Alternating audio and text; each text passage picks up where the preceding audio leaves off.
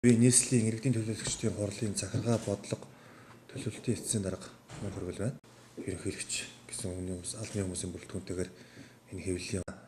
За энэ арга хэмжээнд бол нийслэлийн иргэдийн хурал бол бодлогын дэмжлэг үзүүлэн оролцож байна.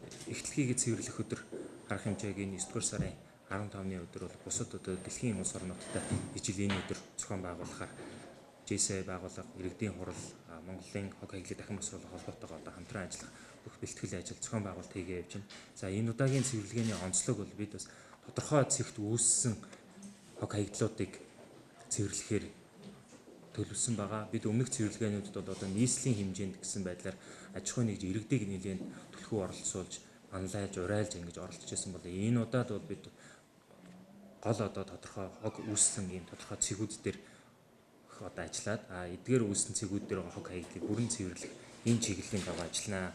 За тэгээд үүнтэй холбоотойгоор Улаанбаатар хотын ерөнхий менежерийн 2018 оны 9-р сарын 4-ний өдрийн А218-аар тушаал гарсан байж байгаа.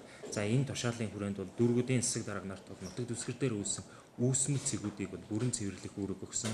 За мөн зэрэгчийн ажлын албанаас тодорхой санхүүгийн дэмжлэгтэйгээр төвийн 6 болон налайх дүүргүүдэд үүссэн үүсмэл цэгүүдийг бол яг энэ 15-ны өдөр бүрэн машин техник гаргаад төгшүүлжгээний компани нийт ажилчдыг л бүрэн дайчилж цэвэрлүүлэх юм үүрэг өгсөн. За энэ дээр би та бүхэн цэвэрлэгээ хийгдэх бол байршлуудыг бас хэлж өгье. За GSI Конгресс залуучуудын байгууллагын оролцоотой зохион байгуулалтын дор бол туулгол дагуу цэвэрлэгээнүүд бол хийгдэнэ. За энэ дээр манай GSI байгууллагын төлөөлөл нарийн мэдээллийг та бүхэнд хэлэх бах. За манай дүүргүүдийн төгшүүлжгээний компани дүүргүүд дээр хийгдэх цэгүүд гэх юм Баянзүрх дүүрэг дээр Баянзүрх дүүргийн 20 дугаар хороо Шар холон ааманд үүссэн хурог. За мөн 24 дугаар хороо Цагаан давны оршуулгын газрын урд хэсгээр үүссэн барилгын хурог. За Хаан уул дүүргийн 10 дугаар хороо Морингийн даваанд үүссэн хог. 4 дугаар хороо бас Бүүкийн урд хэсэгт үүссэн барилгын хурог.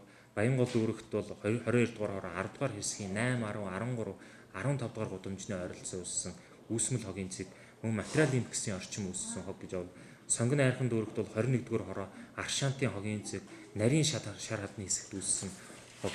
Сүхбаатар дүүрэгт 20 дугаар хороо Тоосхны эцсийн хог. Мөн Хангаа хотхны ойролцоо бидний сайн мэдхэн дахин төлөлтийн барилга байгууламж барихаар төлөвлөгдсөн энэ байршлуудад хог үүссэн байдаг.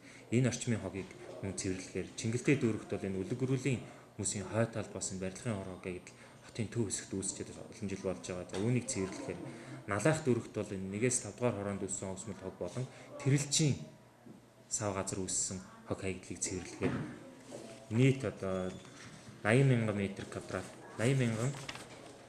м2 талбайгаас 2250 тонн хог хаягдлыг бас цэвэрлэнэ гэж ингэж төлөвлөж ажиллаж байгаа.